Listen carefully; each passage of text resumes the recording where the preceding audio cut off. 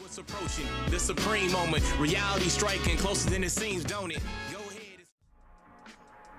What's good? Let's go ahead and showcase this unit. Finally got the Dokkan Awakened. So for those that have seen the last video, about a month ago I did max this unit out, so went ahead and purchased the Battlefield medals, and here he is at TUR status. As always, let's cover the stats first, and then we'll go into the actual gameplay and battle. So, leader skill, extreme type, +3 key, HP attack and defense, 90%. So not a bad free-to-play leader skill for the extreme type team building. Super attack will greatly raise attack for 1 turn and also causes supreme damage to enemy. The passive skill, a lot of information on here, so it's a little bit confusing. So let's run through this. Attack and defense increase of 40% for 4 turns from the start of turn. Defense increase of 30% with each attack performed. Max of 180%, and also attack increase of 30% with each attack received, up to 120%. Link skills, he's got Super Saiyan, that's 10% increased attack. Saiyan Warrior Race, 700 to attack. Saiyan Pride, 15% increased attack. Royal Lineage, +1 key. Over in a Flash, +3 key. Supreme Power, attack and defense increase of 1000, and Shattering the Limit, +2 key. Falls into 3 categories: Resurrected Warriors, Majin Buu Saga, Pure Saiyans. I tested him on the Resurrected Warriors setup. So max out status, HP is 11,166, attack is 11,468, and defense is 7,387. 12 key multipliers, 145%. So unfortunately, it is a free-to-play unit, so you're only looking at roughly about 3,000 increase the stats based on being at rainbow status, but 11,000 is still 11,000, and his links are a little bit, it's not the greatest set, like your typical Vegeta units, but it's got enough to where you can link up pretty well with the rest of the team. So it is, again, on the Resurrected Warriors team setup, and we'll just go ahead and start off with the new Goku Black Dokkan event just to see how he does, since Goku Black is an intelligence type, so he'll have type advantage. So the thing about this unit to keep in mind is, your defense will increase for every attack performed up to 180%, which is a pretty substantial amount.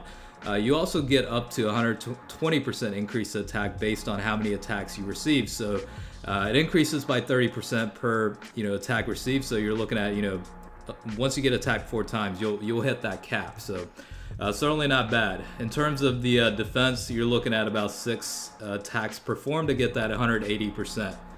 So this unit is actually pretty good.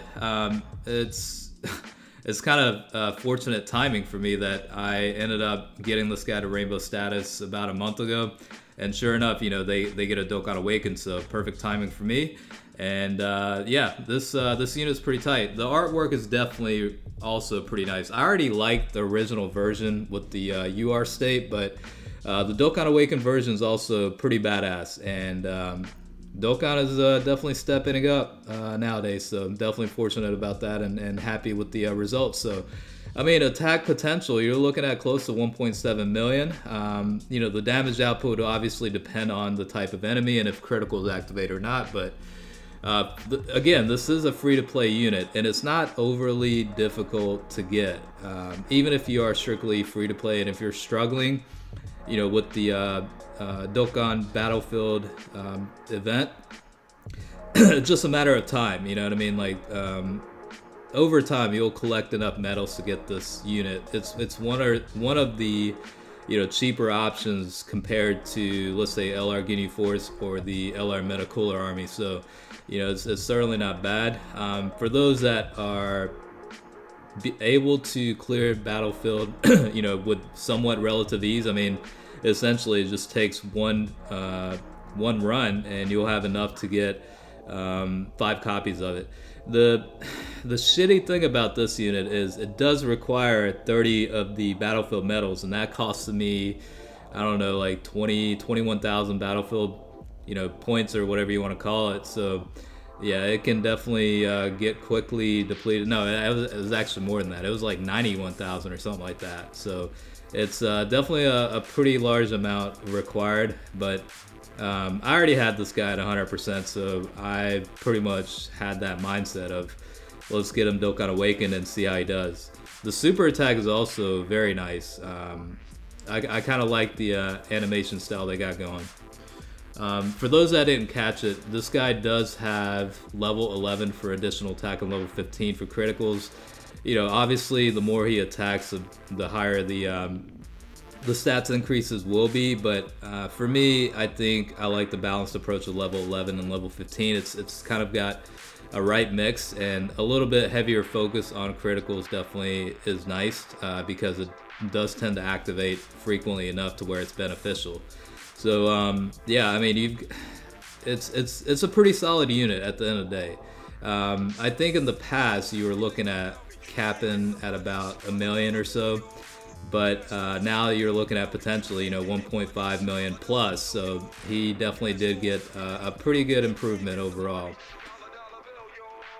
So we are back on to the typical boss rush stages. Now in the Goku Black event, I did include the Kid Buu unit to provide, you know, a maximum boost toward the Vegeta unit, but in this case I pretty much left it as strictly Super Saiyan type units, except for, you know, the category lead, which is Angel Golden Frieza. That way it kind of gives you a better impression of, you know, if you don't have you know, Easy A Kid Buu, you can certainly link it up with other units like the Super Saiyans. And it's overall not too bad in terms of links. Again, it can be a little bit tricky, but there's enough, you know, like Over in a Flash will certainly add +3 key, so it's going to be one of those link skills that help out tremendously in terms of getting him to, you know, guarantee to get that super attack. But other than that, like I haven't linked up with the Strength Bardock unit just because of Bardock's 30% increase to attack for allies, as well as Bardock also having the Saiyan Pride, that's 15% increase to attack, and then, you know, obviously Super Saiyan is another 10%. So definitely a pretty good linking buddy. Now I do have Super Saiyan 3 Bardock on here as well. The only thing about that unit, even though they link relatively well, Vegeta is not going to get the benefit of that 40% increased attack from Bardock's passive because of Vegeta being an extreme unit. So that's just kind of, you know, for those wondering why the Super Saiyan 3 Bardock is in here, it's basically to, you know, link him up with other Saiyan units, and he's a pretty solid unit on the Resurrected Warriors team, so that's kind of why he's on there.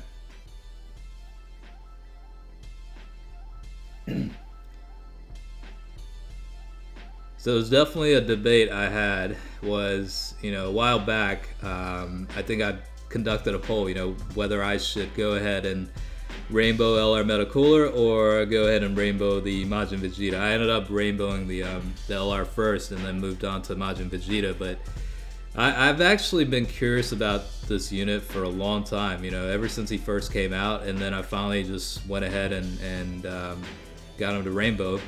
And he's definitely a pretty solid unit. Now, how often will I use him? I'm not entirely sure, but he's definitely worthy of a collection, though. I'm very happy to have him at Rainbow. So, you know, 1.45 million is certainly a solid number. It's definitely what's up in terms of, you know, for a free-to-play unit's capabilities. It's very good. So, you know, for those in global that are still waiting on LR, you know, Metacooler Army. Metacooler is very nice unit, don't get me wrong, but in terms of the leader skill, Majin Vegeta actually has a better leader skill now because of 90% versus 70%. So in terms of the extreme type lead, Majin Vegeta is actually better now than the LR Metacooler Army, but the LR Metacooler unit itself has the ability to, you know, perform multiple attacks, you know, potentially a super attack, and the unit itself hits much harder. So overall, I mean, I would still say the LR version of Metacooler is definitely worth it. You definitely want to prioritize that unit over this unit, but once you get the LR, you know, Metacooler Army, I think this guy is not a bad idea. The LR Ginyu Force, it's really more or less a collection purpose type unit. You can certainly run him on, you know, the extreme physical type team. He's pretty beneficial with that, but outside of that format, you're not going to use him a whole lot, in my opinion. Okay, so back to the Majin Vegeta. Let's see how he does with the Dokkan mode attack. And I can't remember how many attacks that he had performed and how many attacks he had received. You'll see like you know, sections where you get to see the defensive stats.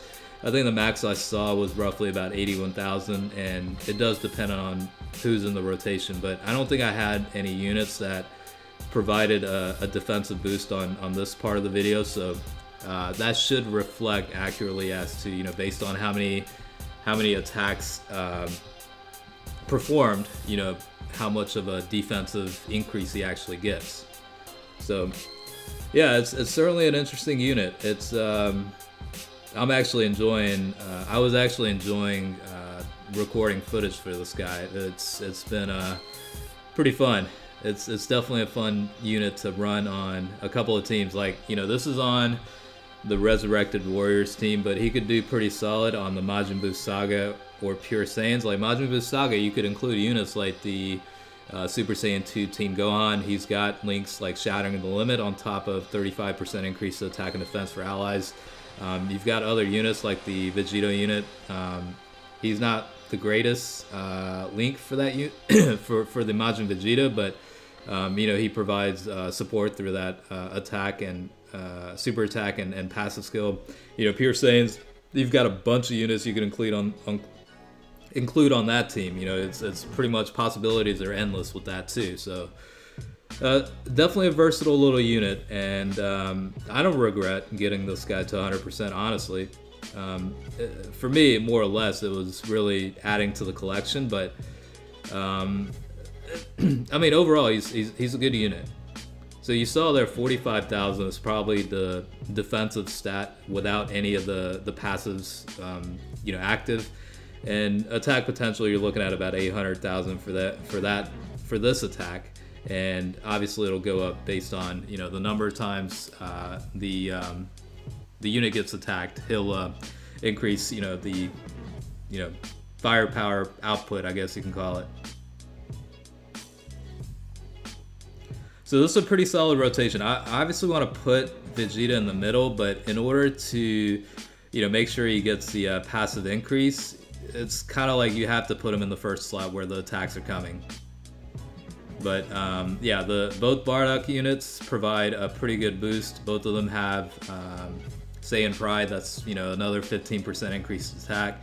So yeah, it's a pretty good linking buddy for the Majin Vegeta if you're running the Resurrected Warriors team.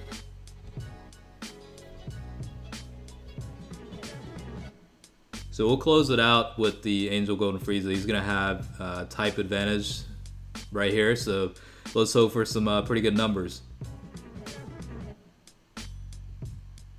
So yeah, I think based on what I've been seeing, 1.45 million is probably the cap for his attack increase, based on, you know, this rotation and linking with the Bardock unit. So I mean, for a free-to-play unit to be able to hit 1.5 million roughly, that's very solid, and he's definitely worthwhile, in my opinion, anyway. All right, one last shot. Let's see what you got.